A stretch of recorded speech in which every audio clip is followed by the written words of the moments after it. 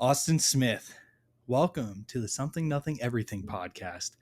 It is Christmas Eve, currently 9:08 p.m. Santa Claus is on his way. Oh, Are you excited? I am very excited. I've Did been you- excited for weeks. Cheers. Thank you for coming into town, visiting my family and everything. Absolutely. For the listeners, I had the privilege of meeting Austin because I married his sister-in-law. That's the rumor, at least these days. Yeah, so it is. But I've known you Forever. 10 years now. Something, yeah. It's going on a decade, man. We're getting old. Yeah.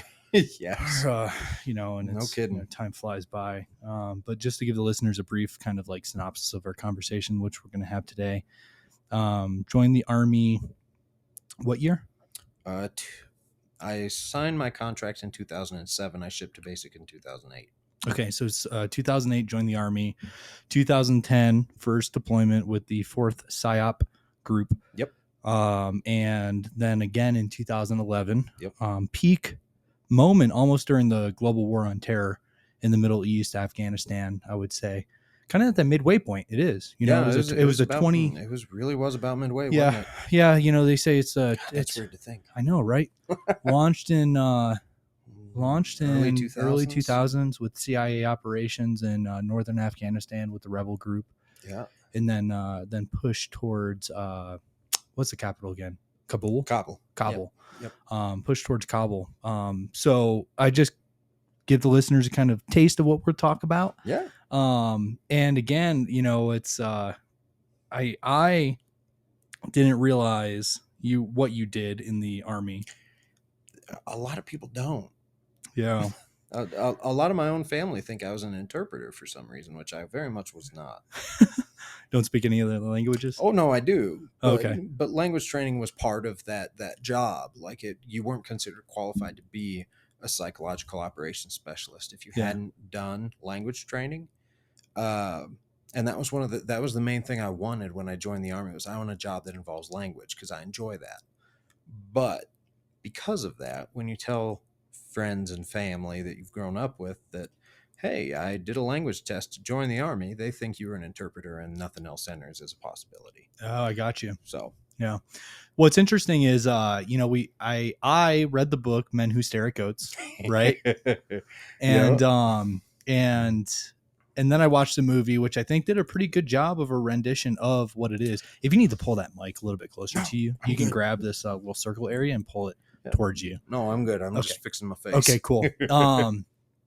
So I watched the movie, read the book, watched the movie, and then it didn't click in my brain. Mm-hmm. That is what the unit that you were a part of, that was a loose rendition of, kind of satirical, but some truth in that. I stand by. Admittedly, I've never read the book, but from what I understand, the movie was a very faithful representation. Really? From what I understand, yes. But at the start of that movie, one of the very first things you see is just a screen with text, and it says, "More of this story is true than you would ever possibly believe." And that is how I'm probably going to refer to this as an MOS, listeners. That just means military occupational specialty. If you don't know, that just means what my job was, because every job in the military has a code to represent who you are. So like for me, that was a 37F or Foxtrot, to be a psychological operations specialist. And that is how that particular job came to be, was the Men Who Stare at Goats and the story behind that. Yeah, it's interesting, peak psychedelic movement in America, right? And the CIA's involvement with that, especially in, I'm forgetting the operation, but it was in California where they were given, guys that were hitting up prostitutes, LSD and stuff like that and experimenting. You remember? Oh, no, I absolutely do. But as soon as I try and remember it, it'll hit me in 5 minutes. Yeah. For the listeners too, we also have been drinking for like 5 hours now. So the fact that we're actually coherent is pretty. Yeah, family event on Christmas Eve. Exactly. But how did you? I guess what motivated you to join the military? We'll go with that. Okay. When I was, 15 or 16, I forget. I started, well, I was in middle school. So I was in 7th grade, and I had a class where all you do is sit there and read a book. That was the entire class. And one of the books I read during that was Black Hawk Down, which, for those of you not familiar, that is an historic event that is not very well known in the United States, involving the U.S. military in Somalia. And for what it did not go well. It is not a victory by any stretch of the imagination. It's a catastrophe for U.S. military history. But there are a lot of fantastic stories of heroism involved. And I read that, and then I found the movie, which was in, I forget what year, early 2000s. But a very fantastic movie directed by Ridley Scott, stars a lot of famous people you would probably know before they were famous. And for whatever reason, that is what inspired me to join the Army. And it wasn't anything like, oh, I want to, I'm going to go do what this is and fight the good fight and win. Because that story is everything that can go wrong goes wrong, and then some. But my whole motivation from the very beginning was, if I can stop one person from being in a situation like that by me being there instead of them, that's worth it. And that's why I joined. Hey, everyone. Thank you so much for listening to the Something Nothing Everything podcast. Without your support, this podcast couldn't happen, so I really appreciate it. If you have a moment, make sure you hit that like, follow, and subscribe button. And then if you want further information on how to get involved with the podcast as far as submitting questions, go over to www.snepodcast.com. Again, that's www.snepodcast.com. Now back to the show. Yeah, I do want to give a shout out to one, the movie was phenomenal. Incredible movie. Absolutely. Fantastic film. Intense and everything else like that. Mm-hmm. Shout out to Sean Ryan, the Sean Ryan Show. If you haven't listened to it, go listen to it. He's significantly, in my opinion, better podcaster than I am, but he's been doing it a lot longer. But he interviewed Tom Satterley. He was a Delta Force operator. Yeah. That was part of Black Hawk Down. That's wild. One of my drill sergeants was there for that. Yeah. He did a 3-episode series on Tom Satterley. I think I'm saying his name correctly, but yeah, it's an incredible, you're right, story of heroism, and it's sad that it's not, more out there in the American I wish more history. people. Yeah, I wish more people knew about it. Yeah. Unfortunately, based on that podcast that I listened to, Tom was explaining that the reason why he kept going in Delta Force for so long is because he wanted to make sure Black Hawk Down never happened again. Yeah. But mistakes were made in Afghanistan that were almost identical to what caused Black Hawk Down. Yeah. And I never directly did any sort of operations with any Delta guys. Mm-hmm. But most of the people in my community at least had a good chance of interacting with them, and quite a few did. And from what I understood, that's a very well-known sentiment. Yeah. From some of the guys I talked to, like, a lot of them are extremely deliberate, and that was kind of a moment that still impacts how a lot of them operate. Yeah. So. Yeah. Well, we lost a lot of American lives that day. And but going kind of following the trend, you joined the military 2010 after high school. 8. 28. I'm sorry, 28. You're good. 2000, You're good. Yeah, a lot of numbers. 28. Oh my God. 2008. Joined the military. Walk. Did you know what you were going into before basic? As far as general Army experience, kind of. I think about as good as anybody does fresh out of high school. Because I had a few people in my life at the time, I was very fortunate, were experienced Army or Army Reserve folks. Who were they? Any family or anything like that? My uncle had deployed several times. I forget if he was with the Reserve or the Guard, and I should really know that. But he'd been in for a long time. And several people from the church I grew up going to One of them was a full bird colonel in the reserves. He was a surgeon, a combat surgeon, very skilled. And the summer after I graduated high school, before I left, I worked for him doing kind of odd jobs and, whatever, just trying to make a couple extra bucks. And he made sure that everything I did prepared me in some capacity for going to basic. He took me out the first time I ever shot a pistol. He taught me. Right on. And That's nerve wracking in itself. Mhm. And a lot of people, like, the first time I ever really shot guns was when I joined the military.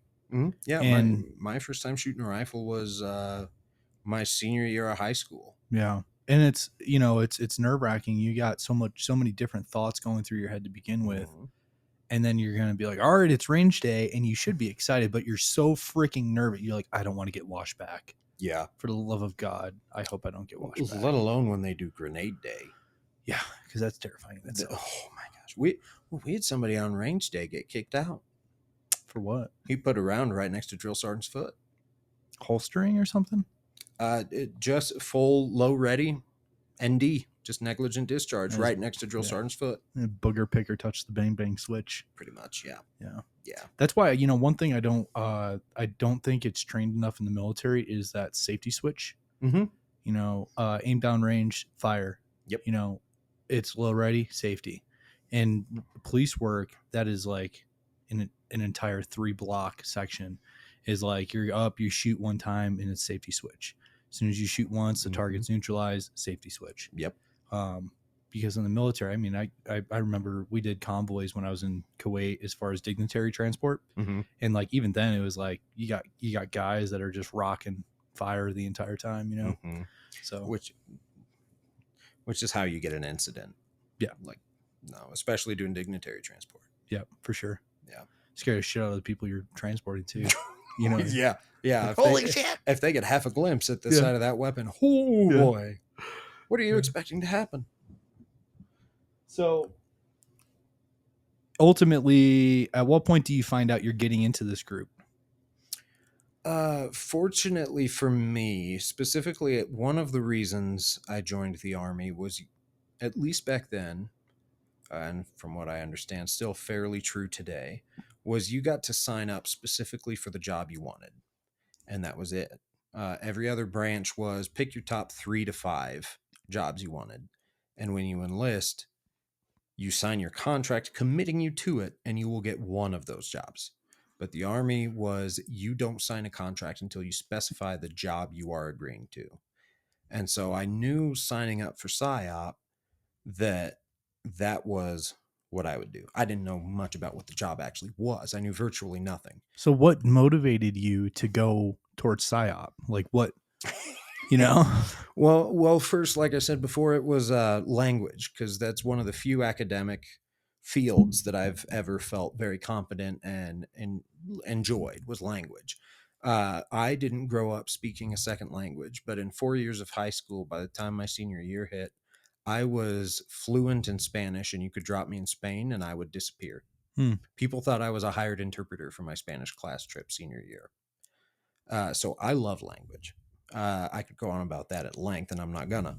But one of the things, there were 2 requirements that you had to do to be a PSYOPer back then that were not your standard enlistment experience. You had to go to basic.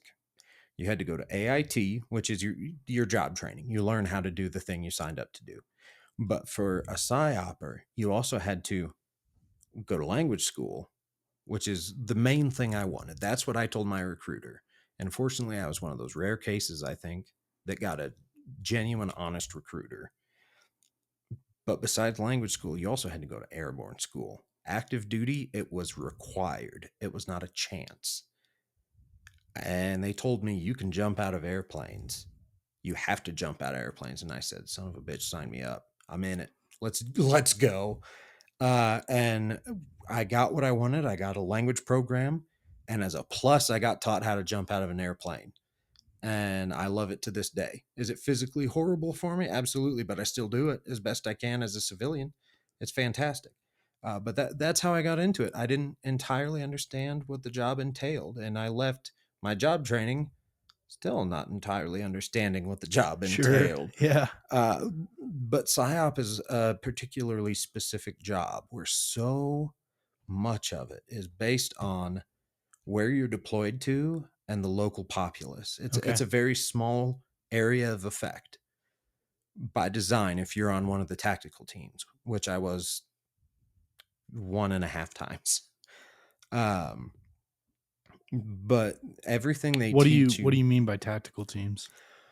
So there were a few different options in that job that I say options like you could choose and you couldn't.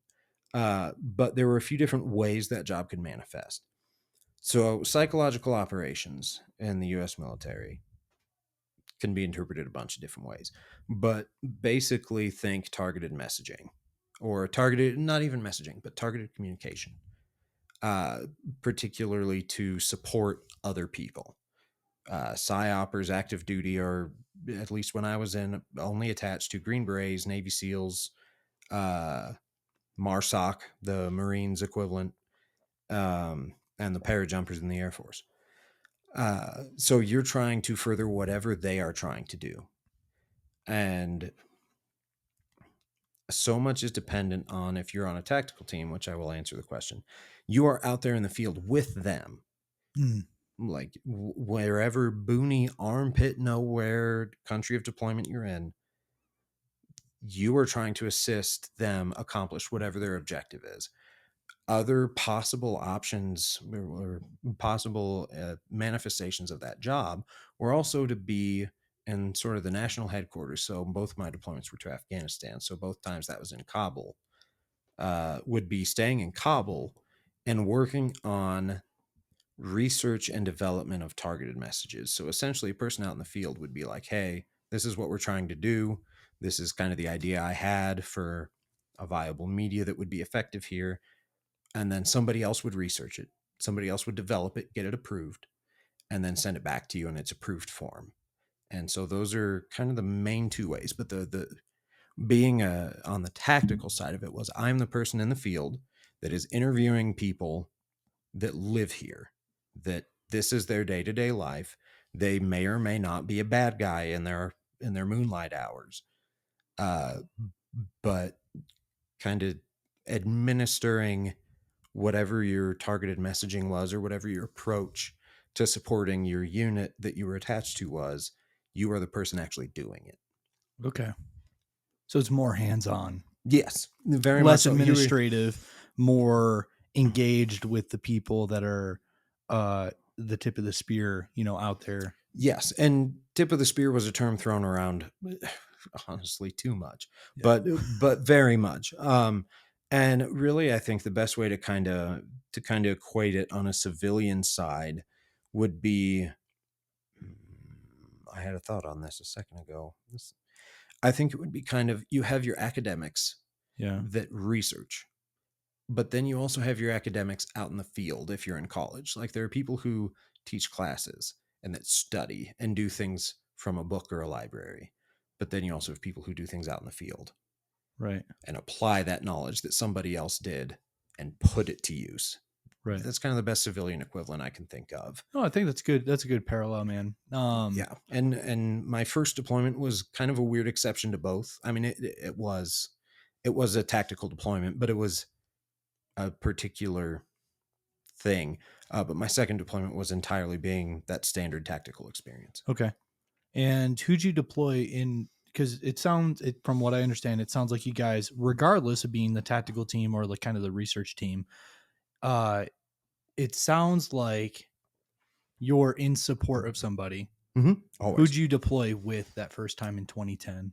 So, And where? Yes. First off, if you're doing a tactical deployment, you're attached to somebody in PSYOP. Again, this is like, gosh, this is however old this is, 13 years old now. So this might be very different anymore in the modern age. But back then it was, if you're a tactical team, you deploy in direct attachment and support to somebody. But if you're one of these research development messaging kind of teams, you're not attached to anybody in particular.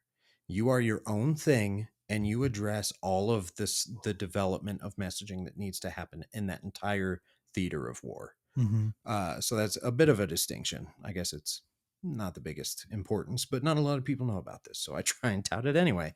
But my first deployment, 2010, I was in support of a special forces group, Green Beret Army, and our entire deployment was training.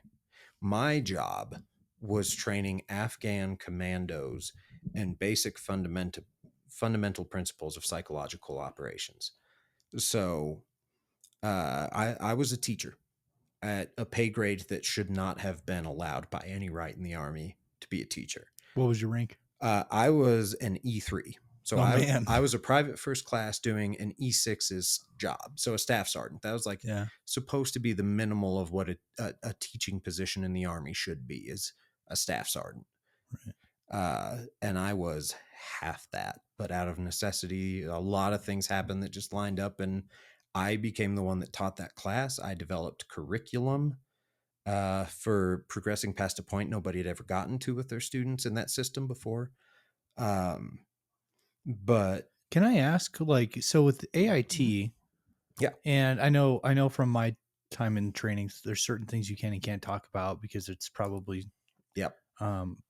still secret, at least secret information. But are you able to talk about like general, like what you were taught in AIT, what the AIT experience was, and things like that? Let me try and see what I can. Mostly just from a memory of what is allowed, without Yeah. mostly like I wouldn't care So like at when this point, but like I believe in what that job is supposed to be, and I don't want to compromise the people that are no, in it. for sure. And then and that's like so. And you wouldn't ask that, I know. I'm But just let trying me to. let me give you a general, right? Mhm. So the way I look at it is psychological warfare. Yep. Right. There's the dark side and there's the hearts and mind side. There's the dark side of I'm going to impale your friend's head on a stake, and it's going to mess you up so much mentally that it's going to allow me to have the advantage in Yeah, warfare. it's going to ruin your will to fight. Yep. Right. Yep. And Absolutely. I just think of Reacher. I don't know if you read the books. Not for a long I time. think it's Reacher. I think so. No, I'm pretty sure I No, remember. it's Something about Reacher was pertinent. it's not Reacher. It's gosh, I'm drawing a blank on his name. Who's the actor that played Star Lord? Chris Pratt. Chris Pratt. He just made a movie on Amazon, or a series, and that was Terminal List. I forgot the name of like the guy's name, but Terminal List is the show. And there's a point where he guts this I won't ruin it for people who want to watch it, but he guts this guy, Mm-hmm. takes his intestines, stabs it to a post, and tells him to walk around a circle. Yeah. That's the dark side of psyops. Yes, it is. Psyop that, Appreciate it. that I think about. So when you're going into the role of that, and for people who are listening that aren't in the military yet, but are probably thinking about it, is it anything that's like wild like that? And I know there's the flip side of this where it's the hearts and minds, where it's like, how can we make them love us Mm-hmm. How can we show we're the good guys? when sometimes we're not? Yeah. Particularly when I was in, since both of my deployments were to both of my sort of true deployments were to Afghanistan. I staged for a couple other deployments that never happened. But very much at the time, especially on my second trip, I was in an extremely rural area where folks thought any coalition soldiers were just the Russians coming back, because for those who don't know, since this isn't really American history, we don't hear about it much, but the Russians invaded Afghanistan in the 60s, and they were brutal. They were horrible. They committed a lot of horrible acts against the Afghans, and the Afghans in turn responded in kind. Some of them, not all of them, but they resisted effectively. Afghanistan in military history throughout time has been one of the hardest places in the world for an outside force to deal with. But So going back to the AIT Yeah, stuff I and was gonna say training, I yeah. got off track a bit. No, you're good. But a lot of it was figuring out different ways to consider messaging, like what fundamentally getting a message to somebody is, and how you can consider that and apply it to whatever general populace you are working with, whether that is in Afghanistan versus at that point in time when I was in, versus Iraq was the other big theater of war, Mhm. which to a lot of folks in America, that doesn't sound like an important difference. You're like, oh, It's the Middle East. Afghanistan, Iraq is the Middle East. They're entirely different. Right. Just phenomenally, cannot state enough, at least from my job's perspective, you cannot plan for anything you're trying to do unless it is very basic infantry operations that my job was not supposed to resort to as a default. Mm-hmm. You can't do it the same way in Afghanistan as you would in Iraq or vice versa. So is it fair to say that you were taught marketing for warfare as like a That is no, you're absolutely right. The civilian equivalent, when you get out of the army and they're like, okay, there are programs to help you try and transition, sure. especially if you had a job that doesn't transition super well. They try and help you fluff your resume a bit to be like, I was an infantryman, or I was an 11 Charlie, I was a mortarman, so I dropped artillery on people, Yeah. not full artillery, but I mean, Yeah. but like I dropped mortars on people for a living, and I probably killed 15 to 20 people. Right. How do you fluff that up? Yeah, how do I fluff that into a resume?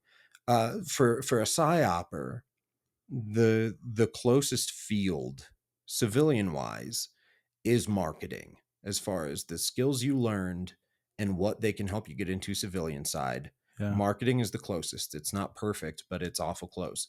And it really, the word has a negative connotation, and I understand why. But psyop essentially is propaganda, which, especially in the US, has a really bad taste to it. Well, especially within the last like 2 to 3 years. Yeah.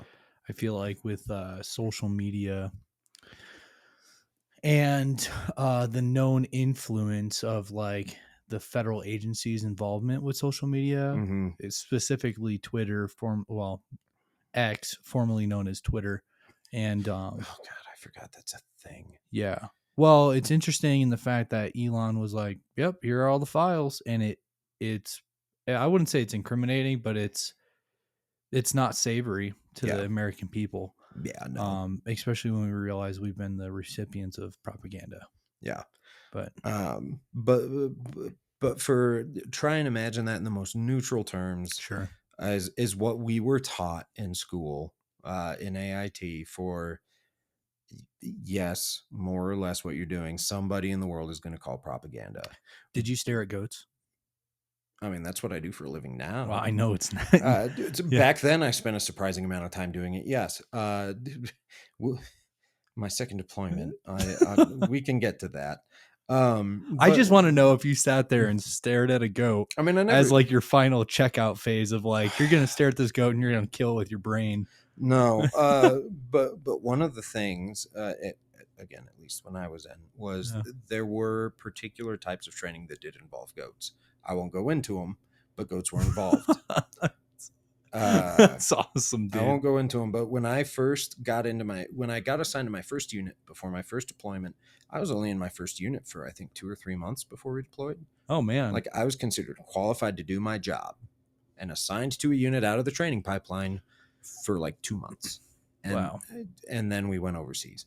But when I first got to that unit, they had a bunch of people go do a particular kind of training that did involve goats in the basement of that very same hospital where the men who stare at goats says that there are goats underneath. And when I was in, can confirm they were there and they were still being utilized as part of a particular specific training regimen that benefited a lot of people. Yeah, I'm sorry to go backwards to go forward, but I think it lays the foundation of what you did in Afghanistan a little bit better for the listeners. So you deploy with the Special Forces Operation Group 2010. You're in Kabul. Kabul? Is it Kabul or Kabul? I believe locally it's Kabul. Okay. If it's in your way, dude, just pull it towards you. No, it's good. I just forget where I am in space. That's good. But so where I am on my first deployment, most people coming into Afghanistan at that point in time came in one of two places, at the north of the country or in the south of the country. So I came in the north at Bagram Airfield, also known as BAF. A lot of people have particular thoughts on that place. If you're ever there, most people don't like it. BAF was a mess of a place when I got there, and not because it was new, it was because it got old and a lot of people got comfortable, and that's why it was a problem. Yeah, I heard mortar strikes were pretty common. Yeah. And like unnecessary mortar strikes. Not even mortars, honestly. A lot of them were, well, I guess I don't know about BAF, but I was there for like 3 days, which normally you're there for quite a bit more to get over jet lag, kind of get briefed on wherever you're going to be split up to go ultimately. But like that, I was not there long. Yeah. And I went to Kandahar Airfield. Kandahar is the other place people come into the country through. It's at the south. It's one of the major southern provinces. That is where Osama bin Laden's family farm was in Kandahar province. So essentially think of it kind of as a county or a state in the division of the nation of Afghanistan, which most of the people there didn't recognize at the time, but that's a whole different thing. But so Kandahar Airfield was a major income point for most coalition troops. But for some reason, that's not where I flew into. Even though you ended up south. Even though that is where I spent the entire deployment. Yeah. I was assigned to do my very particular job in my first deployment, teaching when I shouldn't have been teaching at Kandahar. What coalition or what I would... Because at the time, did the Taliban still have control of Afghanistan at that point? Or were we parts of it? I mean, even if we're looking at where the Taliban did and didn't have control, it always depends on your metric. Yeah. How are we measuring control? Are we looking at the people locally will ignore the Taliban and follow coalition forces guidance, which is how a lot of people tend to look at it? Or was it the Taliban show up and scare people into compliance, and that's what we consider them having control? Or people ignore whatever the Taliban demands and they'll comply with whatever coalition forces demand, because that was rare. It was exceedingly rare. Most people played both sides of the fence as best they could because they had no choice. Yeah, you don't know who's going to be the victor, you know? Well, and now hindsight 2020, they won. They won. I feel, they won. And that's a really sour statement. Mm-hmm. It is.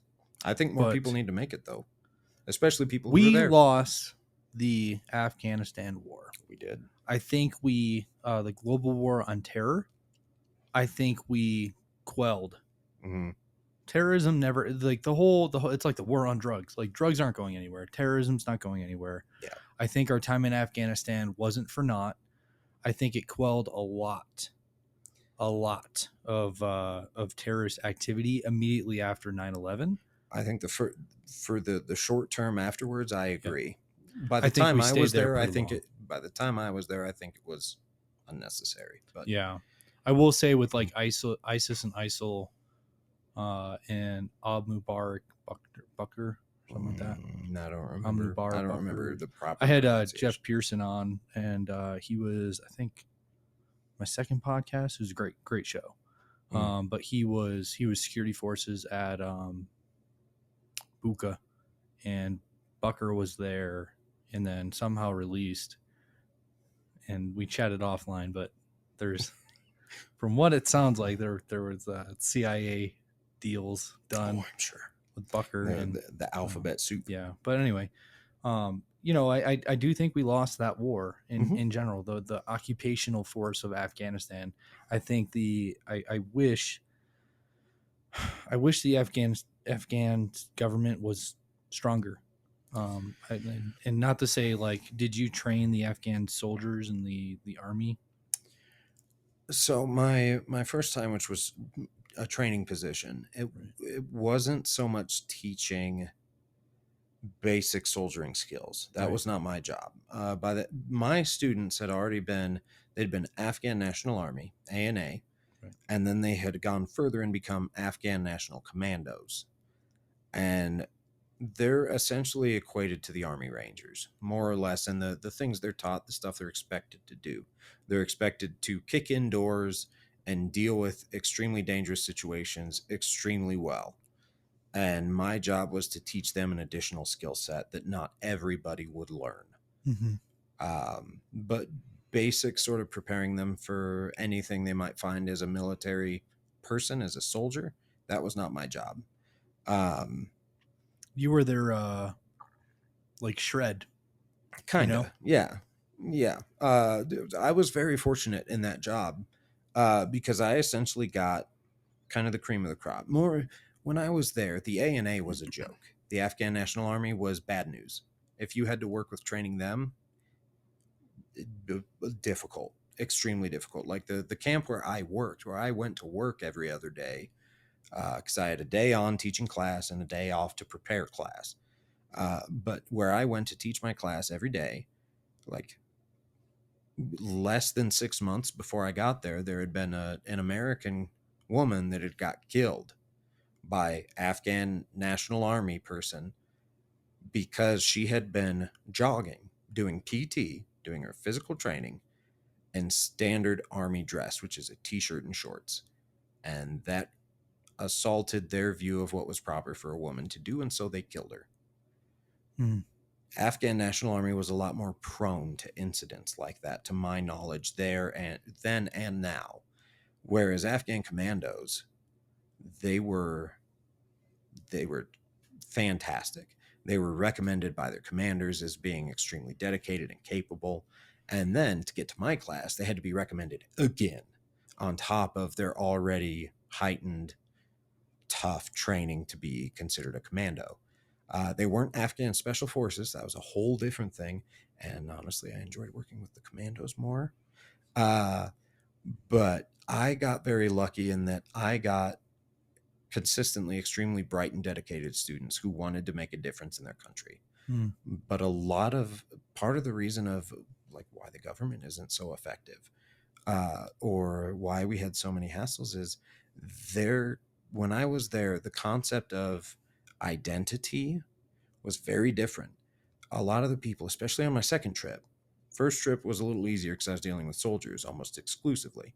Second trip, dealing with folks in rural middle of nowhere, if you brought up the name Afghanistan, half of them wouldn't actually know what Afghanistan is. They wouldn't know where it is on a map. If you were to draw out the borders and put a visual representation in front of them, they'd say, I don't know what that is. Hmm. Because they identified by historic tribal identifications, by Sure. language identifications, by any number of other things, but identifying as Afghan as a nationality was one of the hardest things we ever had to try and overcome when I was there dealing with that. The second time. The second time. So the first time you're there for how long? I was there for, I forget if it was 7 or 8 months. So a Okay. fairly short deployment by Army standards at that time. Yeah. But for my job, that was fairly standard. Well, I mean, instructing is not an easy position, and No. it's um, being an instructor in the law enforcement field now, it's exhausting. It's Mhm. probably one of the hardest things to do because you are responsible for the future of this individual, Mhm. and then the guidelines and everything else like that. But Yeah. And my team leader, it was me and him as a team, where okay, this was our job. We lived among other PSYOP guys, but they didn't have my job of teaching this stuff. so that's what you did the entire time. That was my entire first deployment, was teaching this program, and well, other stuff, but it was all based around this one program. And my team leader, who I met like 2 weeks before we deployed, for whatever, as good as that is, that's what it was. Turned out he was phenomenal. He was exactly who I needed to be, an authority figure in my life at that point in my life. Yeah. And he taught me an awful lot. But halfway through deployment, he had to come home. He came back stateside, and that was my chain of command locally. Yeah. I had nobody else locally that I was technically responsible to. And so I was expected to still continue this job as a private first class. I was supposed to have gotten corporal on that deployment, but because of one stupid thing that was admittedly entirely my fault, but it was still stupid, and I stand by it to this day. I didn't get a corporal promotion, which is essentially a sergeant, for those of you who don't know, but it's a sergeant getting paid like less than a sergeant, but you're expected to be that level of leadership caliber. What the hell happened? Was it on deployment that this incident happened? Oh, absolutely, yes. You mentioned mortars at Bagram. Yeah. Kandahar was prone to Katyusha attacks, which Katyusha is a rocket. Okay. It's more long range than a mortar. Yeah. And there was a rocket attack where I did not hit the dirt when I was in a public place. I was in a PX buying something. I don't remember what, which is just like, that's where you go to buy stuff. For those who don't know what a PX is, Kandahar Airfield had a boardwalk. There's a TGI Fridays and shops. And that was the base I lived on. Dude, that's how you know we've been in a country too long. Yes. Is when restaurants start getting popped up. Yes. And that did not escape me in the moment. But for whatever reason, I was there and I did not hit the dirt during a rocket alarm. Yeah. Which nobody where I lived did. My team leader, none of my anybody around me did. So I didn't. But I was in a public space and a command sergeant major saw me and took my name, and he called the camp that I lived on, which I told him what camp I lived on, and it was acknowledged that, okay, I understand that's where the special operations folks live. And he called anyway, and I got busted and got my packet to get put in for corporal early got pulled. Do you get like LOCs or LORs? Is that what you guys call them? It's what we call them in the Air Force. Oh, it's like letter of counseling or letter of I got a counseling. We just call them counselings then. Okay. No, I got counseling. I got my ass chewed. I had restricted allowances. I was grounded for like 2 weeks. Isn't that crazy that the Army has, like, you're dealing with a bunch of adults, but we're going to treat you like a child and you're grounded. Yeah. First sergeant says I'm grounded. Yeah. Fortunately, I didn't have to do gate guard on that. Yeah. Even as a result of that, that was very nice. But that's what happened. But I was still expected to do a job multiple tiers above my pay grade. Yeah. Because my team leader had to leave. And honestly, I say this as an extremely insecure and anxious person. I thrived. Yeah. I can't dispute that I did very well in my job at that point. There were particular stages of training that you had to do with commandos at that point in time, where you had like phase 1, cool, train X amount of your local commando force and get them through this training. Phase 2, and then phase 3. Nobody had ever gotten to phase 2. Right. We were the first site that did, and there was no curriculum set up ahead of time for what phase 2 entailed specifically. So you had to make it up on the fly. And my team leader was already gone. So I made it up and I taught it. And I loved it. Yeah. I am extremely proud to this day of what I came up with for phase 2 of that program on that first deployment. And I loved my students. My students gifted me a Cuban cigar on my last day of class because they knew that I was a cigar fan. And they knew that for Americans, these are important. And so they gifted me a very nice Cuban cigar on my last day of class because half of them I could communicate with. I didn't speak their language, but we kind of figured out how to get basic stuff together. However, I did have to pull a sidearm on one of my students once because he put his weapon loaded. Not racked, but still loaded, finger on the trigger at one of the people doing a training exercise. For what? Why? I guess he was training to do the job like you would do it in the field where you are prepared. I guess I'm not entirely sure, but you didn't shoot him? No, I was very close. I was extremely close, but I pulled a sidearm on him. And I actually have a picture of that. somewhere in the annals of all of my digital presence on computers, Yeah. with me with that this was my last training exercise, so I had that cigar sticking out of my face in this picture, and you've got me with a Makarov pistol aimed up at this dude, because he was in the bed of a Humvee, and if I remember right, it was my personal interpreter that he had his weapon pointed at. And especially knowing that there are sometimes issues of supposedly friendly Afghan forces firing upon properly friendly coalition forces, I was not taking a risk. So I started shouting at this dude. And immediately, like, to be fair, he complied. He apologized. Everything was okay. But it was still in that moment. That was... Yeah, dude, that's intense. That was wild. I have not been...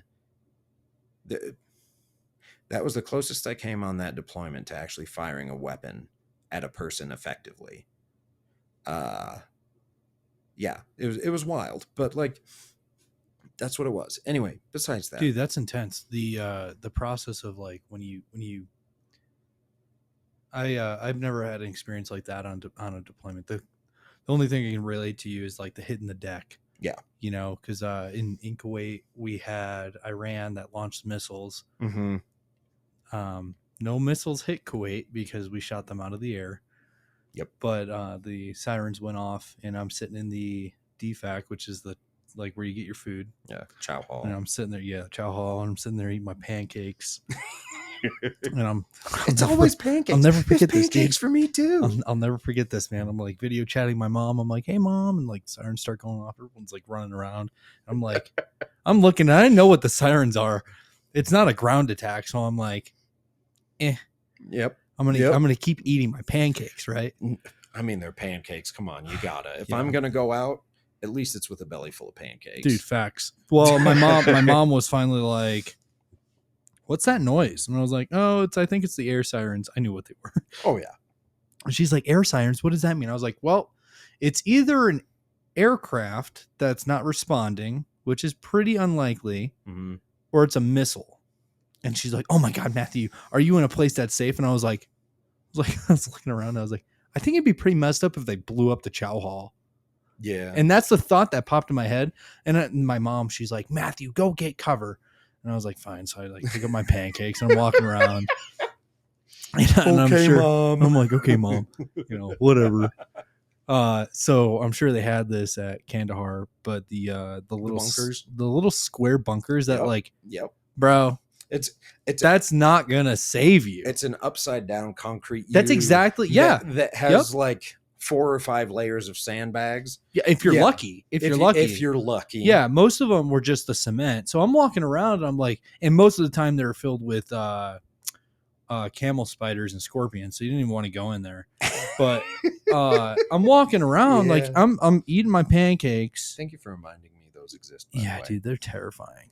I got a picture of one I'll show you afterwards. They were fun. But I'm sitting there eating my pancakes, and I go up to one, and I lean down, and I'm looking in, and it's like packed like sardines, and I'm like, "Is there any room?" And they're all looking at me. They don't want to say no because it's like if a missile does hit, they'll feel like shit if I like turn into mist, right? Yep. And I'm like looking, and like nobody's answering. I'm like, okay, I'll go check the next one. And I'm like beep bopping around, eat my pancakes, and I'm like until I hear a thud, like that first thud is like, okay, I should probably lay down, right? Yep. Because you can gauge on how close it is and stuff like that. But anyway, I get up to the next one. I'm like, any room? They're like, not answering me again. I'm like, okay, like beep bop to the next one, and they're not close. So for listeners, these are they're like close. They're like 400 to 500 meters away from each other, like staggered out. Yeah, they're expected to hold like hundreds of people. No, they're built to hold like maybe 40. Yeah, if you're lucky. Dude. If you're lucky, yeah. And this was nighttime, so a lot of people were out. It was end of day, so people working out, eating, and stuff like this. And I remember like at one point, I'm like, I'm just gonna enjoy my pancakes. So I remember sitting down. I'm against this like mound of dirt. And I'm like, it's silent. There's like no one walking around in base. And I'm like sitting there with my styrofoam bin open, looking at my pancakes with the syrup all spilt. And I'm like looking at it and I'm like, oh man. And like a lot of people they shut off base lights. when missiles are incoming for some reason. So it's like it's almost like pitch black. Yeah. So in theory, it's harder to target some Sure. specific place. Sure. Sure. Yeah. Katyusha rockets come in huge bundles fired out the back of a truck. So like, if they really wanted to fire more than one just to get paid by the TB, they'd be firing like 20 to 40. Yeah, with Iran, I think they were already predetermined locations that Iran had launched up, right? So it didn't really matter, but I was like, man, I'm like sitting there and I remember like eating my pancakes, looking up at the stars, and I'm like, God, it's so beautiful. I'm like, if I die at this point, I'm okay. I'm eating my pancakes, looking up at the stars, and then the sirens stop, and I'm like, no, we're good. We're good. And I get up and I go back for more pancakes. Yeah. Does that mean I can get some sausage or what? Yeah, right. Yeah. No, can I get that nasty scrambled egg? But the only time I can relate to the PRESSS thing is like in the law enforcement. And it's really hard when you're in a situation and you know you're justified in doing something, and in your brain you're doing it. You're like in the process of executing. Yeah. And then for whatever reason, divine intervention or them complying, it doesn't happen. Yeah. I really was that close. Well, and that's it. And the thing is like that threshold, that like that tipping point. I talk to people, and the struggle of dealing with that mentally is almost harder than the execution of the actual task. Absolutely. Because you have all this buildup, but no, what do they call it? No agency. Yeah. So you have this buildup of tension, no agency, and then this diffusion, somewhat diffusion, but you're still in this elevated state, man. So yeah, no, and I experienced that several more and honestly stronger times on my second trip. Yeah. So you get home. Mm-hmm. How long are you home for? And where is home? You're stationed out of Bragg, right? Yes, I was stationed at Fort Bragg, North Carolina. Any active duty PSYOP person at that point in time was stationed at Fort Bragg. That's where I had my AIT training. There were specific individuals that were assigned elsewhere. Did you get a cute beret? I got a red beret, yeah. You got a red beret? Yeah, because I was airborne.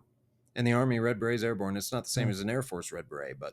Yeah. No, yeah. I still have a red beret in my... packed up with all my old uniforms and my paratrooper boots. Right on. Which dude. there's a lot of huff and puff about that job that I'm like, it was a point in my life. I'm over it. No need to hype it up. Yeah. But I will say I am extremely proud to have been a paratrooper, and I love tucking my pant legs into the proper set of boots. Yeah. I will. So every time I do deadlifts, I listen to the Airborne song. Like, yep.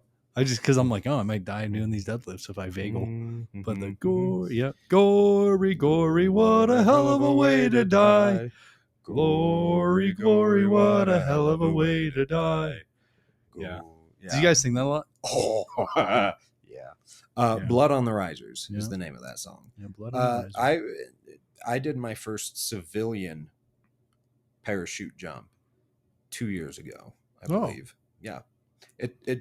It took a long time to get it civilian side, to get it to happen. I jumped, I believe, 14 times. Okay. When I was in, and I did my first civilian jump a couple years ago.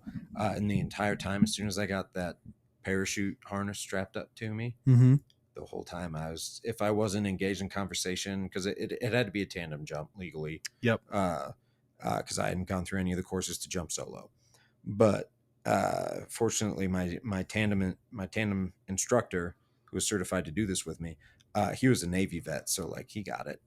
But the whole time, if I wasn't actively engaged in conversation, I was just sitting in the back of the hangar going, just humming that song.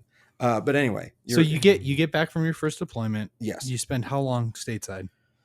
Let's see. I got back in June, and I didn't deploy until the next June. I was home for a year. It might have been more like 13 months, I think, but that was uncommon. And at the time for my job, that was uncommon. It was usually 6 to 8 months on, 6 to 8 months off.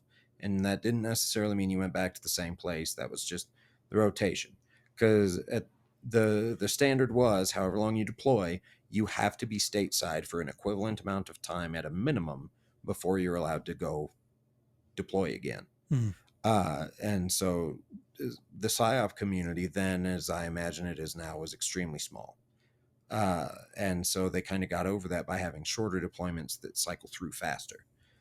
So we didn't quite match up to a lot of the bigger army units that would deploy for 12 to 16 months at a time, before getting like stop lost, if Mm-hmm. that was a thing.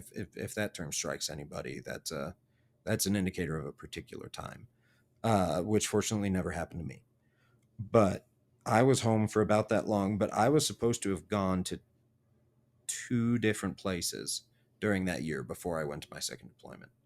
Uh, I was supposed to have gone to the Philippines once, which was considered a combat deployment because there was Islamic terrorism Oh yeah. in especially the southern Philippines at that point in time, and that in the PSYOP community was considered like one of the best deployments you could get because you got to do your job and like legitimately do it and potentially square off with the enemy, and like you got to be an effective soldier in the field, but at the same time you also got paid per diem Mm. for 7 months straight. So I was this close. We were on short orders to, hey, don't go further than an hour outside of town because at any moment over the next 3 weeks you're going to get the call to get on a plane and go. And that didn't end up happening because somebody in the Philippines was an idiot and ruined the chance for the rest of us to follow up. Anyway, but so I didn't go to the Philippines. Back in 2010, it was either second half of 2010 or first 2011. I don't recall. Things in Libya were real exciting. I was part of an extremely small group that was on standby in Europe in case the U.S. decided to put boots on ground. That was during the Arab Spring, right? Hmm. Like the start of the Arab Spring. I believe so. Yeah. Uh, Interesting time in the Middle East for sure. it was. And honestly, I was excited. I wanted to be there for that. I wanted to have an enemy that wore a uniform was my big thing. Because even though I only went on one proper patrol on my first deployment to that date, and we did not get into any firefights. So like I had never properly squared off with a bad guy. Uh, but I was like, just the prospect at the time when you spend that thinking about what it's like to potentially encounter an enemy, Mm-hmm. and you think about, oh, but what if they just wear clothes that are recognizable from the get-go? It's like, Yeah. that sounds okay. That's a war I could get involved with and And be I don't okay. have to wait for them to shoot at me to shoot at them. Yeah, right. So like Yeah. I was stoked, and I spent 3 weeks in Europe waiting for that to happen, and the president decided we're not going to put boots on the ground there, so I came back, and then uh, within I believe it was 2 or 3 months, second deployment happened. Okay. So Back to back to Afghanistan. Afghanistan. Okay. Still the southern part of the country, but a different province, Okay. and a very different job. And you were saying it was harder because you were more rural. Is that right? Yes, I had the more proper tactical PSYOP experience because my job on my first trip, being an instructor, Right. that was not standard. There were very, very few people. There were less than, if I recall correctly, I believe there were less than 2 dozen people doing that in the entire country at any given time. Most of them were doing normal PSYOP stuff tactically out in the field, trying to convince locals to cooperate in whatever way, try and discourage people from joining the Taliban, try and encourage them to rat out the Taliban, anything like that. And that's what my second deployment was. Okay. Was very much that. The first time I got effectively shot at was there. Lot of firsts, a lot of firsts. But I don't think I could have asked to be with a better group of guys for that. Who'd you deploy with? I mean, I just deployed with my group, but I ended up being in support of a MARSOC unit, Marine Special Operations Unit, which is different for uh, for those who know Marine Force Recon. There was a split. Marine Force Recon is still a thing, but they're not the only Marines Special high up forces. guy. Yeah, they're not the only thing. They have separate duties, but MARSOC is what became of the other half of that split, and I was in support of a MARSOC team. Okay. And our entire job was trying to train a local police force. For the province? Well, just for that village and the couple villages around. Okay. Just trying to we were trying to prepare them for the inevitable day someday the coalition forces would leave and help them be able to take care of themselves when that day came. Granted, that was a decade away, right? And we could not have handled them for how poorly that was executed. But they kind of got that's a whole other discussion. Well, they got the rug ripped out from under them. They did. They did. My best friend at the time was there when it happened because he's still in to this day. My best buddy I was with. I didn't realize it until I went to see him earlier this year for the first time in probably 10 years. But he was actually there when that happened. And ironically enough, he was in the very first place, the exact location he was at the very first time we went there together, which was for both of us the first deployment. So he was working with a lot of the same people he'd worked with almost 10 years before and had to suddenly break the news to him that, oh, oops. Yeah. Did,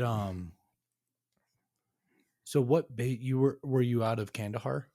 Like as your operation base, or you had a FOB? No, I was on a FOB. A FOB, honestly, is being generous. So, for the civilian listeners, a FOB is a forward operating base. Mm-hmm. It's a small base that's normally an auxiliary of a larger base. So you still get the support from a larger base, but that support shows up hours, maybe days later. Yep, if you're lucky. So technically we were a FOB, but we had our own local FOB that was 1,000 meters away.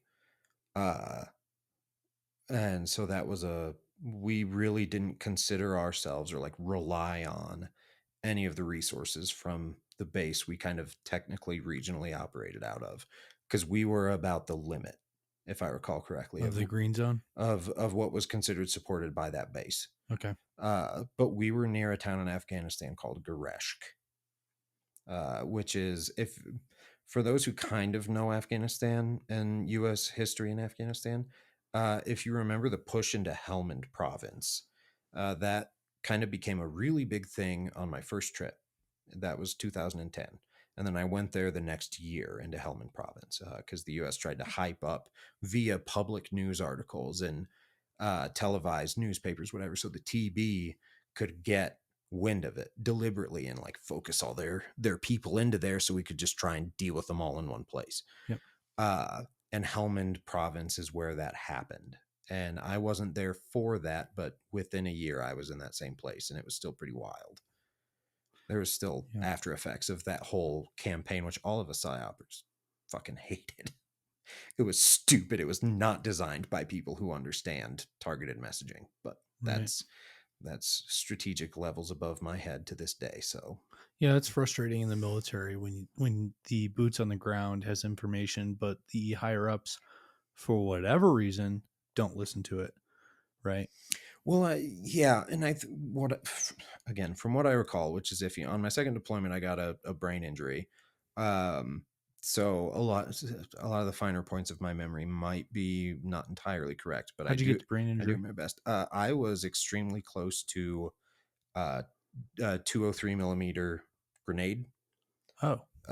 Yeah. There was one day where the bad guys where we lived had, if listeners, if you've ever seen in movies, video games, whatever, the tubes underneath the rifle or underneath the barrel of a rifle, whether that's the noob tube, dude. Yep, the noob tube. Those can go on AK-47s. A lot of people don't know that. Our bad guys had them for one day, and they lobbed them into base, and I was right next to one of them when it hit, and I got launched on my face and concussed both from the percussive blast of just the pressure of an explosion, and then also from hitting my head on the ground because I was running away from it, and it landed behind me and put me forward. Like, from what I understand, took me off my feet and face planted me, and I skidded. I don't recall it very well. But, but anyway, that I forgot where I was going with that. Higher up's not listening. Yes. Stuff like that. So from the main issue I had with that whole Helmand thing wasn't until I was on my second deployment. At the time, I thought it was a very not necessarily what I would have done, but also I was a private, so what the hell do I know? Uh, but it was an interesting choice strategically. But I couldn't say I entirely disagreed with it. When you have a disorganized guerrilla enemy, try and get them Mhm. all into one place and active in one campaign of conflict, there is a sense to it. But they expected it to be done and over, from what I imagine, pretty quick. After the US considered that campaign over, the bad guys didn't. And I kind of went there when they were still thinking that part of the country was a hot spot, and the coalition wasn't necessarily treating it as such to the extent that it had been a year before. Right, because they advertised, "Hey, come get us. We're here." Yeah. They neutralized a large portion of the Taliban. Mm-hmm.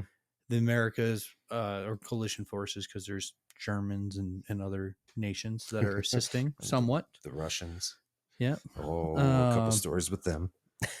We slap our hands together. We say, "Wow, we did a really good job," and then we walk away from this region. And meanwhile, the Taliban saying, "We're gonna f you up, man." Yeah. And from what I remember, Kandahar was like emotionally and culturally important to the Taliban.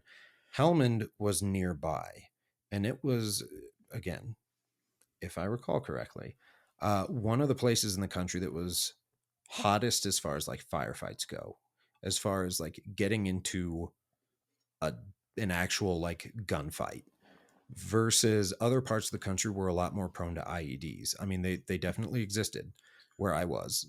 Like we definitely lost some guys to those, but like Helmand was a lot more of an active fighting zone when I was there, compared to a lot of other parts of the country, from what I recall. Like a lot of the famous battles in Afghanistan happened before I was there. Like Korangal happened long before I was there, um, but it was still pretty wild. I remember one of the guys who had been to the place I went on my second deployment. He came to me on the day we deployed. My father was standing right next to me, and he goes, "Hey, I heard you're going to this place where I spent my second deployment. I was there last year when we built that site up from nothing. I'm so sorry. Good luck." He said that while my father was standing next to me. Yeah.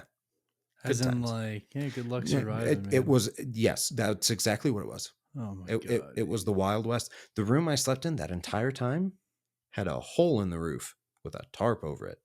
And that hole came from a dud mortar that coalition forces launched into that, if I recall correctly. Yeah, that's another sad point of that entire, over 20-year conflict is the amount of friendly fire. Yeah. Well, at the time, I believe it was hostile. It was a hostile compound. Oh, was it? Okay. Yeah, I believe the Okay. TB were occupying it from the guy who actually owned it, and the guy who owned it hated him. But like, what's he gonna do? So they took it, and my team leader on that deployment was there also for that, and I Okay. believe they had to fight their way through to clear that compound. So a series of buildings essentially that all share a common wall. If you don't Yeah. know an Afghan compound, but these are like mud buildings, like mud huts. Like they're far more complicated and impressive than the term mud hut sounds, but that's what they Bro, were. they will stop rounds. They're insane. Oh, It's like 50 we had guys yeah. fire 50 caliber rounds out of a Maldus machine gun, Yeah, man. and they stopped them dead. That stuff is like cement. Like It's crazy. we say mud huts, but it's like it's legit cement, man. It is insane. I would trust being underneath a mud hut more than those bunkers and oh the bases yeah. we talked about. Oh yeah. Entirely. Yeah. Yeah, they're wild. They're so good. Yeah. But like, yeah, my team leader on that second trip had to actually like help clear that place out, and then they paid rent to the guy who owned it. Yeah. To be able to actually use it as our fob. And to hearts and minds, like, hey, the Taliban probably just took this shit from you. Exactly. We're gonna rent it from you. Yeah. You may not like us, but we'll pay you to use this area. He wasn't supposed to like us. I never met the guy, but from what I understood, if nothing else, he appreciated that we actually paid him to rent his family compound, like for commandeering his family compound. Yeah. But at least he got paid for it. Right. Yeah. No, that's cool, man. I'm sorry you had to experience that. It's it's never easy, going to an operation, and the powers that be um always decide this shit without, I guess, regard of human life, of like conflicts. I Yeah. think Elon Musk explained this pretty well. He's like, you're sending young men who don't care about other young men from other countries because an old man has an issue with another old man, and those two old men can't just resolve their shit. Yeah. I And think, that's more of like the like a country on country conflict, yeah, right? a more Whereas, standard kind of yeah, thing. and the guerrilla warfare of like, you're fighting an ideology, and it's not.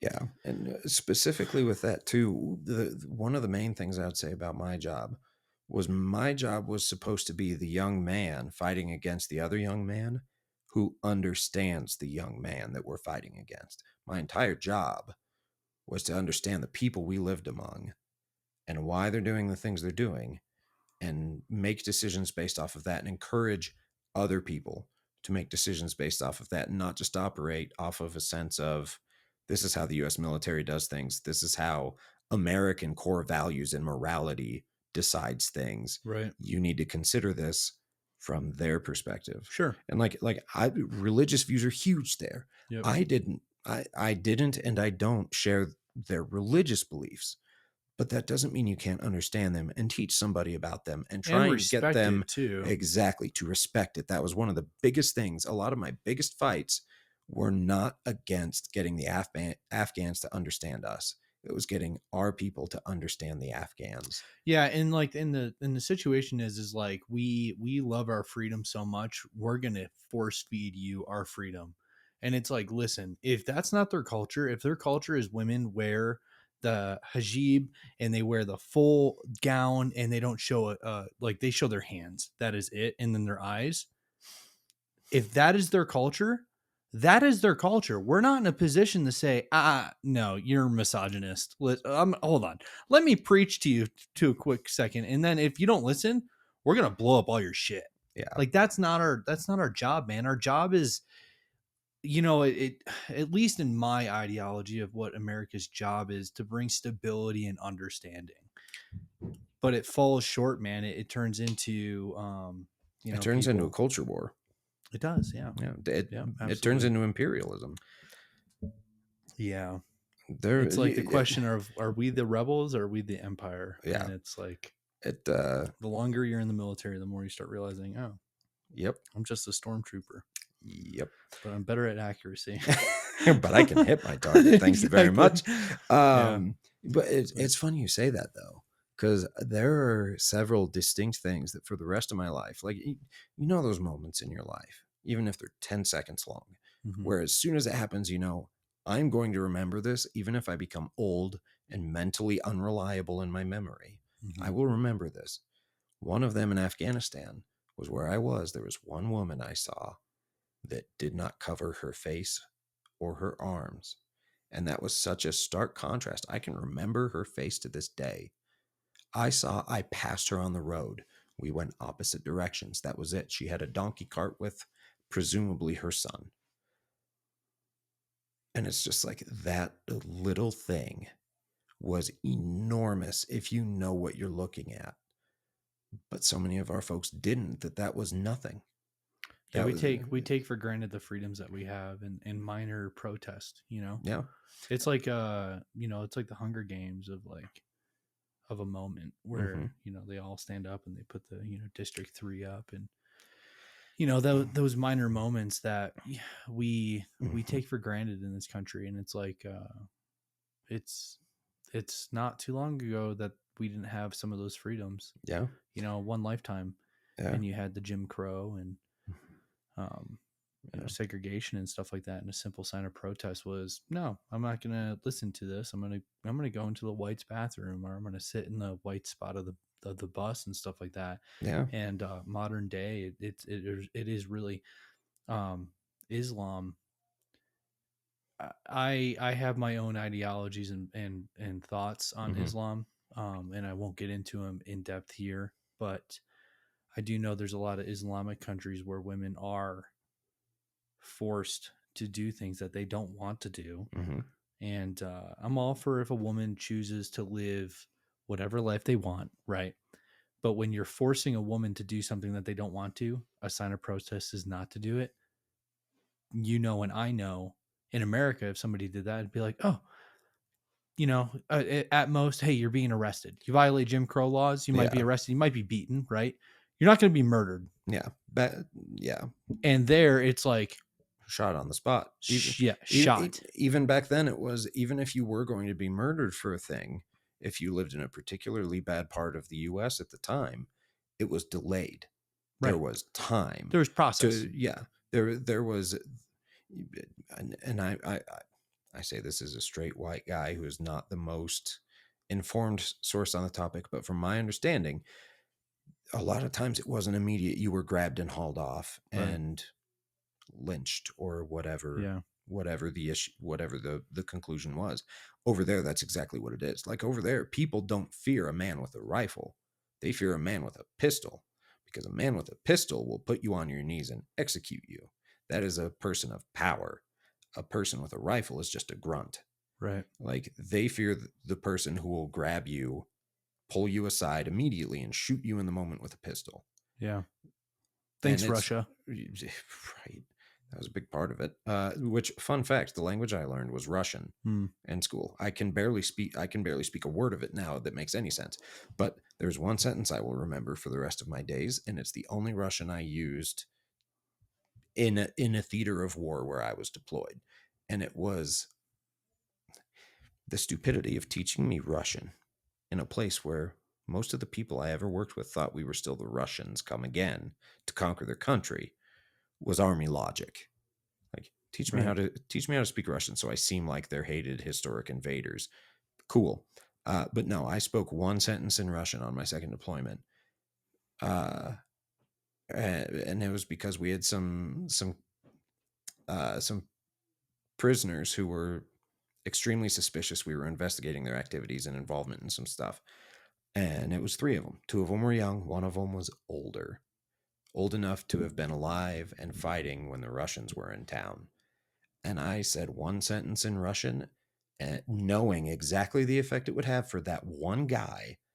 And it had the desired effect. He remembered the sound of Russian because the 2 younger guys were being problematic.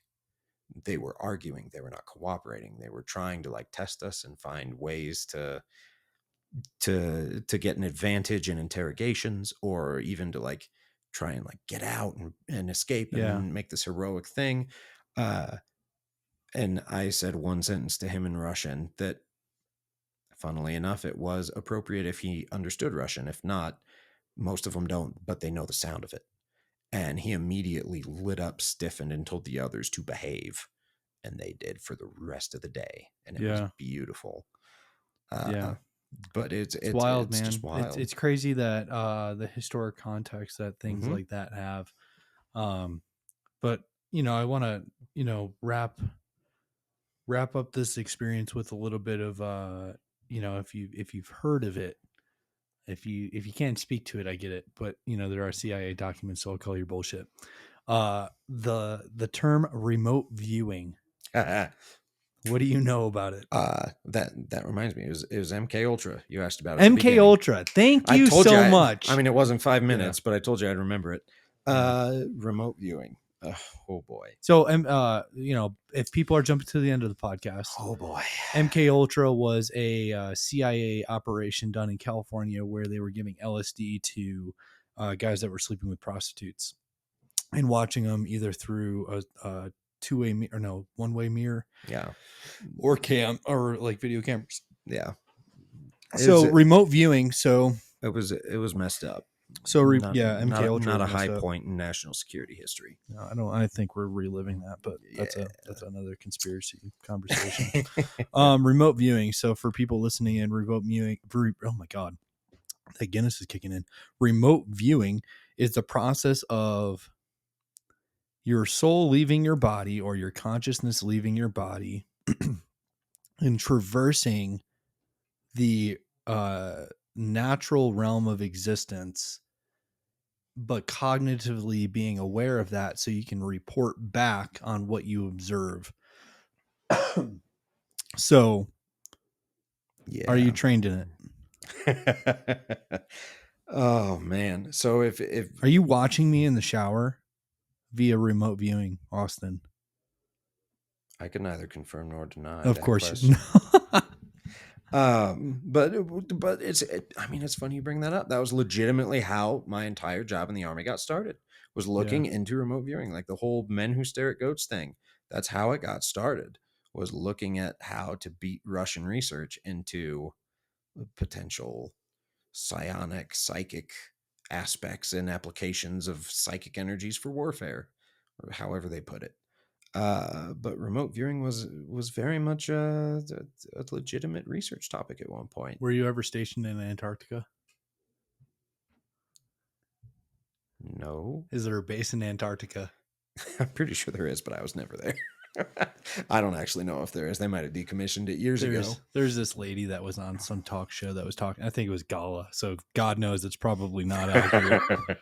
But she was talking about how good she is at remote viewing, and there was psychological soldiers that were also remote viewing. That way they can fight the consciousness of people trying to see their stuff in their base. It was wild. Quite the imagination if it's not real. I do think there might be something that is possible with it. Mhm. Just because of like astral projection and stuff, or like lucid dreaming, right?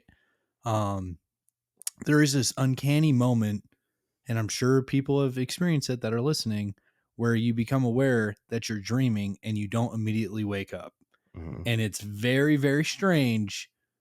And I think through meditation we can make that happen here at this level of consciousness, whatever this is. Yeah. My where I stand on it is I wholeheartedly believe that there are an extremely small percentage of people who can legitimately do it. There have been instances enough in the US and Russia where their their experimental sessions have led to incredibly has no reason to be as accurate as it is results, including like legitimately finding real existing people and nobody knew where they were, and they were somehow able to guide a team of extraction operatives to pull them out of some unsafe space. Yeah. Like, there are instances of it that are a testament to it being legitimate, and I wholeheartedly believe that there are very few people in the history of the world who are capable, but I do believe it's possible. I don't think most people who say they can do it can do it. Yeah, I mean, it's like, how do you fact check it? I Yeah. mean, I guess there's the experiments of like, go into this room, explain the objects that you saw. And that's like the CIA documents that were released explain some of the process Yeah. in which to validate and vet these people that say they could do it. And Hmm. then there are, like you said, there's those instances where, um, you got people that are going to Russian nuclear bases and explaining exactly where these like submarines are and stuff. And then they're Hmm. flying satellites over and confirming this shit. Yeah. And I know one or two people to this day in my personal life that I am friends with that, from what I understand, are extremely capable of that or Yeah. comparable supernatural things. Yeah. Like, I entirely believe they're possible. But the best as far as remote viewing, as just a common, just understanding what it is, demonstration, the best thing I would say, honestly, watch that movie. Watch The Men Who Yeah. Stare at Goats or read the book, because they show what the process is and historically was for trying to figure out if that was viable. Yep. And some of the times it, from what I recall, and without saying anything questionable, from what I understand, there were instances where it did legitimately work. Yep. Yeah, it's I think we live in an interesting era of Yeah. technology and discovery and enlightenment and stuff like that. But moving into what you do today, you went from staring at goats in your AIT to now farming goats. Yes. So a little shout out to your company, or I guess franchise. What's the Yes. So I am an affiliate for a brand called Goats on the Go, which is a much larger thing than me. Uh, it's a thing I pay an annual fee to be an affiliate for to access the resources in the brand, but I run my own business. So it's kind of like paying to own a McDonald's, Right. but I get to run things how I want. I don't have to run things how McDonald's dictates. Okay, cool. So it's Um, like it's you're paying for the name and the recognition and stuff like that. yes, and there are a lot of resources, a surprising amount of resources that come with it as Okay, well. cool. But what that is taking goats and possibly sheep, as the situation demands, to eat invasive and nuisance plant species. So whether that's poison ivy, wild parsnip, thorny stuff like multiflora rose. Wild parsnip it can induce third-degree chemical burns on you as a Hmm. plant just by touching it. These are extremely problematic things, or they're not supposed to be there things, either one. Or like down in the southern US, kudzu is a big problem, and is a thing that this sort of grazing has been implemented upon, and from what I know is one of the more effective methods of slowing it down or halting it. But using goats still, like I didn't grow up in agriculture. I had a rabbit and a dog as a kid, and that was it. But no, now I have a herd of over 30 goats at home. I just sold off the last of a herd of 100 I worked with all year. Uh, and I've worked with herds as big as 120 or 225. So goats are kind of a thing. And I have a couple other reasons goats are important to me, but I won't go into those now. But they've been extremely prominent looking back through my life. Yeah, the men who stare at goats, and now you stare at goats. I stare at goats and the things they eat. Yeah. I know they're used a lot here in Colorado for fire mitigation Yes. and in some areas, which is great. The Hmm. only problem is they don't eat sticks, right? So it's like, oh, well, you still got to go through and clean up the kindling that Yeah. will start fires. But I do know it's a pretty good mitigation process. Yeah, and So from what I understand, where I live in Iowa, they're not used so much for that as controlling particular species of vegetation, but still clearing out what they're able to clear out in large areas of wildfire fuel mitigation. They're still removing certain kinds of fuel yeah, that facilitate making it easier for bigger wildfires to happen. for sure. Uh, so yeah, but as you said, they don't eat tree trunks, they don't eat sticks. Yeah, So there's always still there's pros and cons to everything. They're not always the right answer, but they're a tool in the toolbox yeah. for vegetation management or fuel management. Well, dude, I appreciate you explaining some of your experience in the military and kind of what your MOS was and what you did. Absolutely. Yeah. You know, it's always a pleasure to have people on, and I tell every guest this. Listeners are probably tired of hearing it, but time is our most valuable resource, and it's ever fleeting. So I Hmm. appreciate the time that you gave us. I appreciate the time you gave listeners, and listeners, I appreciate your time giving us. Absolutely. This is where I do my little spiel. If you'd like to get more involved with the SNE podcast, go to www.snepodcast.com. On there, you can sign up to be first to know every 15th of the month. I always send out a roster for the following month. There might be some drop-in guests that aren't on that roster, but it gives you a heads up of who the scheduled guests are. Now, with that stated, you can also sign up as a member free of charge. In doing that, you can also send me a comment about a guest that's coming on as far as what subjects you want to hear, questions you like me to ask, and so on. It kind of lets me know as a podcast host what my listeners are interested in. I read every single comment that comes in, and yeah, I greatly appreciate it. Don't forget to click the like, follow, and subscribe button. It might seem dismal, but it helps the algorithm out. Without further ado, man, Austin Smith, Jedi, soldier, goat farmer. Goat guy. Yeah, goat Uh, guy. I appreciate you, man. Merry Christmas, Merry listeners. Christmas. We got to get going to bed soon because Santa is Oh, coming, Santa's man. about due, isn't he? Yeah, we Yeah. better knock out soon. Well, awesome, man. I appreciate it.